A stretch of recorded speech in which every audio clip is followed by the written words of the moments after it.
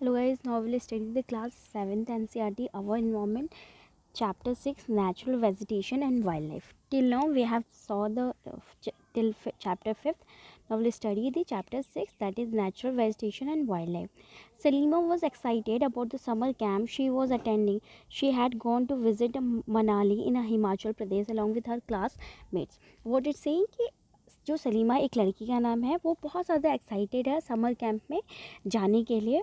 और इसने मतलब ये ऑलरेडी मनाली और जो हिमाचल प्रदेश में है वहाँ अपने क्लासमेट्स के साथ जा चुकी थी। She recalled how surprised she was to see the changes in the landform and natural vegetation as the bus climbed higher and higher. So what she is saying कि जब ये मनाली गई थी हिमाचल प्रदेश में तो वो उस मेमोरीज़ को अभी याद कर पा रही है और बता पा रही है लोगों को कि ये जो लैंड था वो कितना खूबसूरत हो रहा था। जैसी बस ऊपर ऊपर चढ़ रही थी और स्टेप बाय स्टेप आगे बढ़ रही थी, वैसे जो नेचर था वो बहुत ही ज़्यादा ब्यूटीफुल हो जाता है। तो हम सबको पता है कि जो भी हिल स्टेशन होते हैं जहाँ पे पेड़ पौधे होते हैं, रिवर्स होती हैं, ठीक है, वो एरिया इतना ज़्यादा पीसफुल और ब्यूटीफुल रहता है कि हम सबका वहाँ पे बेसिकली मन लगता है।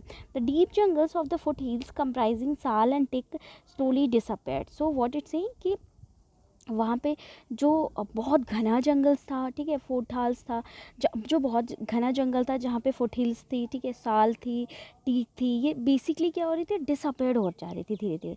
She could see tall trees with thin pointed leaves and cone shaped canopies on the mountain slopes. Okay, what she is saying कि जो she was a girl Salima ये क्या देख पा रही थी, जो ट्रीज़ बड़ी बड़ी थी, ठीक है, जिनके पॉइंटेड लीव्स थी और कोन शेप्ड के कैनोपीज़ थे, ठीक है, और माउंटेन स्लोप पे थी। ऑब्वियसली क्योंकि अगर छोटे प्लांट्स रहेंगे तो वो क्या होंगे, दब जाएंगे बड़े प्लांट्स पे तो दिखाई नहीं देंगे। She notice blooms of bright flower on tall trees. What it saying कि there so much beautiful bright flowers on that tall trees.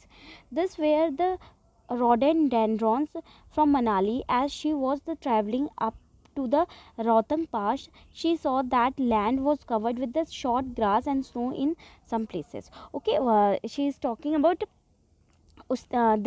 there was one rhododendron. This is the name of a plant. Okay, you can see in the picture. Okay, when she was like traveling to the Manali, that Rohtang pass जो है Manali area में पड़ता है। तो जब वो वहाँ से जा रही थी तो वो देख पा रही थी कि ये इसमें यहाँ छोटे छोटे ग्रासेस है और ये प्यारा सा फूल है और यहाँ पे स्नो एरिया है, बहुत प्यारा सा व्यू वो समझ पा रही थी। नाउ फ्रॉम सलीमा's observation we summarize the here is a summarize will be there that there is a close relationship between height of land and the character of vegetation. So जो हमने फर्स्ट पैराग्राफ में भी सलीमा की description को समझा, वहाँ से हम बेसिकली ये एनालाइज कर सकते हैं कि जो लैंडफॉर्म होते हैं उससे वहाँ के वेजिटेशन पे बहुत असर पड़ता है। सपोज़ अगर कोई लैंडफॉर्म सैंडी एरिया में है तो वहाँ का वेजिटेशन अलग होगा, ठीक है, बट अगर वहाँ का सपोज़ कोई लैंड हिली एरिया है तो वहाँ का वेजिटेशन अलग होगा। जैसे कि हम यहाँ पे एक हिल स्टेशन की बात करें, हिमालयन रीजन की बात करें, ठीक है, मनाली की बात करें, हिमाचल प्रदेश की बात करें, तो वहाँ पे बेसिकली जो एरिया है वो हिली है तो वहाँ पे जो वेजिटेशन का अलग रहेगा, ठीक है। Now the climate change and that changes natural vegetation. Okay, so what it's saying कि हमने तो लैंड का देख किया और सिमिलरली क्लाइमेट जैसे जैसे चेंज होता है, जैसे अगर आप राजस्थान में देखोगे वहाँ ज़्यादा आपको प्लांट्स नहीं दिखेंगे, ठीक है, ज़्यादा पेड़ पौधे नहीं दिखेंगे। रीज़न क्योंकि वहाँ का जो क्लाइमेट है वो उसके फेवरेबल क्लाइमेट नहीं है कि प्लांट्स की ग्रोथ वहाँ पे हो सके। बट बाकी जैसे मेघालय हो गया, ठीक है, हिली स्टेशन हो गए, यहाँ की जो क्लाइमेट कंडीशन है that is very favourable for the growth of plants. The growth of vegetation depend on the temperature and moisture. It also depends on the factor like slope and thickness of soil. So बोला जाता है जो plant की growth होती है basically बहुत से factors पे डिपेंड करती है, लाइक टेम्परेचर, मॉइस्चर, ठीक है, slope and thickness of a soil. So basically हम देख सकते हैं कि what are the factors of for the growth of plant, ठीक, moisture, soil, temperature, all this. The type and thickness of natural vegetation varies from place to place because of variation in this factors. So basically ये बहुत बड़ा reason है कि अगर हम अलग अलग प्लेसेस पे जाते हैं तो वहाँ पे जो थिकनेस और नेचुरल वेजिटेशन है वो अलग अलग तरीके के हो जाते हैं।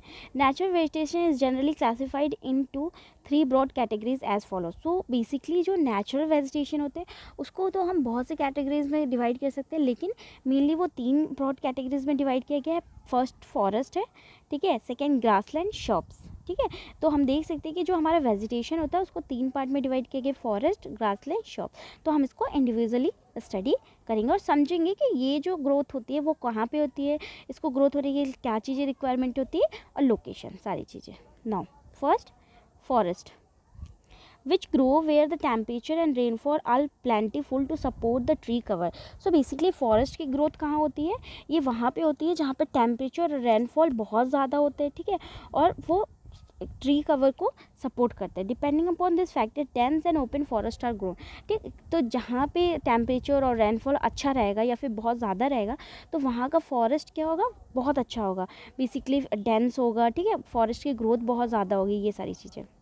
सी बॉक्स में यहाँ पे कुछ दिखा है, लेट्स डू, ठीक है। तो ये चीज़ें हम एक बार रीड आउट करते हैं और समझते हैं। Now like Salima, when you go to visit any new place, notice the type of natural vegetation occurring there and try to think of the factor responsible for the growth of such vegetation in that habitat। so basically आप क्या कर सकते हो, जैसे कि अगर आप कहीं और नहीं जा रहे तो यहाँ पे एक चीज़ समझा रहे हैं कि आप अपने आसपास के एरिया को देखो और सोचो कि इस एरिया में यही प्लांट क्यों होते हैं, तो आपको समझ में आएगा, कुछ आपको क्लू मिलेगा। Note down if any human interference has taken place in that area in the terms of deforestation, grazing, cultivation of cash crop, construction activities etc। So basically आप इसको कैसे समझ सकते हो, सपोज आपके घर के पास का कोई एरिया है, जैसे हमने इसमें जो फर्स्ट चैप्टर पढ़ा था आई थिंक, उसमें एक पर्सन था वो बहुत टाइम के बाद आता है, तो उसका जो प्ले ग्राउंड होता है वहाँ पर बहुत सारी चीज़ें रहती हैं, लाइक सॉरी वहाँ पर बहुत ऑलरेडी फॉरेस्ट एरिया रहता है, लाइक प्लांट्स रहते हैं, पर वो क्या होता है कि प्ले ग्राउंड एरिया में कन्वर्ट हो जाता है, तो उसको बहुत अपसेट होता है। सेम चीज़ आप अपने आसपास में देख सकते हो कि मान लो कि कहीं पे प्लांट बहुत लगे थे लेकिन वहाँ पे कोई घर बन गया, तो ये सारी चीज़ें। Now grassland which grow in the region of moderate rain, ठीक है, जो ग्रासलैंड होता है वो मॉडरेट रेन के एरिया में लोकेट होता है। Shrubs, thorny shrubs and scrubs grow in dry region, ठीक है, तो ये जो श्रब्स होते हैं ये बेसिकली ड्राई रीजन में ग्रो होते हैं। तो हमने देख लिया कि जस्ट अ मिनट, ये जो फॉरेस्ट होता है, ठीक है, just a minute, first one is या फॉरेस्ट ओनली। सो बेसिकली जो फॉरेस्ट होता है उसको बहुत ज़्यादा रेन की ज़रूरत होती है, ठीक है, जो ग्रासलैंड होता है उसको मिनिमम होती है, ठीक है, जो श्रब्स होते हैं उसको ज़्यादा नहीं होते। Shrubs basically Rajasthan dried area में पाए जाते हैं। Now Salima was sharing her experience of the Himalayan trip with her father. So the girl was sharing her trip about the trip with her father कि वो कितना खूबसूरत प्लेसेस था, मैंने क्या क्या चीज़ें वहाँ पे देखी, ये सारी चीज़ें वो अपने पापा से शेयर कर रही थी। Her father visited various places in world, he told Salima about his observation of variety of vegetation in different parts of different continent. Okay, so basically what it's his father से, जब सलीमा अपने पापा को सारी चीज़ें एक्सप्लेन कर रही थी, उस ट्रिप के बारे में सारी चीज़ें समझा रही थी कि मैंने ये सारी चीज़ें देखी, ऐसा वहाँ पे था, ये था, वो था, तो उसके पापा ने बोला कि उसके पापा जो थे वो बहुत सी प्लेसेस को ऑलरेडी विजिट कर चुके थे, मतलब कि सिर्फ इंडिया में ही नहीं और इंडिया के बाहर भी वो बहुत सारे कॉन्टिनेंट को घूम चुके थे। और उन्होंने सलीमा को ये बात बताई कि होता ये है कि अलग कॉन्टिनेंट में, अलग प्लेसेस में अलग अलग वेजिटेशन होते हैं। He mention about the coniferous forest in the subpolar region. So what his father told कि जो polar region, subpolar region होता है वो कॉनिफेरस फॉरेस्ट होता है। थॉर्नी बसेस होते हैं, देखो यहाँ पे बोल रहा है कि जो सब पोलर एरिया होता है वहाँ पे कॉनिफेरस फॉरेस्ट होते हैं, ठीक है, जो डेजर्टिक एरिया होता है थॉर्नी बसेस होते हैं, ठीक है, और थिक ट्रॉपिकल हार्डवुड फॉरेस्ट होते हैं ह्यूमिड रीजन में एंड मैनी मोर, ठीक है। Salima realized that the Himalayan have almost all variety of vegetation which one can see while moving from equator to polar region. So सालिमा ने जब पापा की ये बात समझने के ऊपर क्या समझा, उसने कंक्लूजन क्या निकाला कि इसका मतलब ये है कि जो हिमालयन रीजन है वो ऑलमोस्ट वेजिटेशन को कंसिस्ट करता है, मतलब वहाँ पे सारे प्रकार की वेजिटेशन है अगर कोई इक्वेटर से पोलर की तरफ जाएगा। The changes in the type of natural vegetation occur mainly because of the changes of climatic condition. So सबसे पहले हमने ये देखा था कि ऑलरेडी हमने देखा था कि जो भी चेंजेस होते हैं नेचुरल वेजिटेशन में वो बेसिकली क्लाइमेट कंडीशन के चेंज होने के बाद होते हैं. Let us get to know the different types of natural vegetation of the world with their characteristic features and wildlife इनहैबिटेटिंग.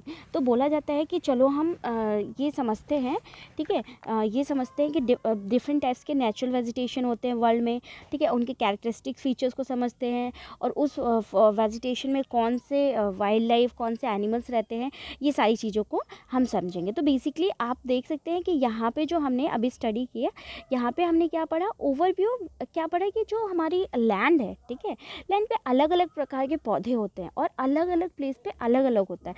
और रीज़न क्या है, क्लाइमेटिक कंडीशन. जहाँ पे क्लाइमेट ज़्यादा है मीन्स जहाँ का क्लाइमेट अच्छा है, रेनी सीज़न होती है और चीज़ें हैं, ठीक है, तो वहाँ पे फॉरेस्ट एरिया होगा. जहाँ पे रेनी सीज़न नहीं होती है वहाँ का टेम्परेचर ड्राइड रहेगा, ठीक है, ये सारी चीज़ें. और जहाँ पे मालूम मीडियम रहता है तो वहाँ पे ग्रासलैंड्स रहेगा. तो आप इंडिया को समझ सकते हो. जस्ट हम इंडिया के बारे में समझेंगे. Suppose this is a just basic map of India.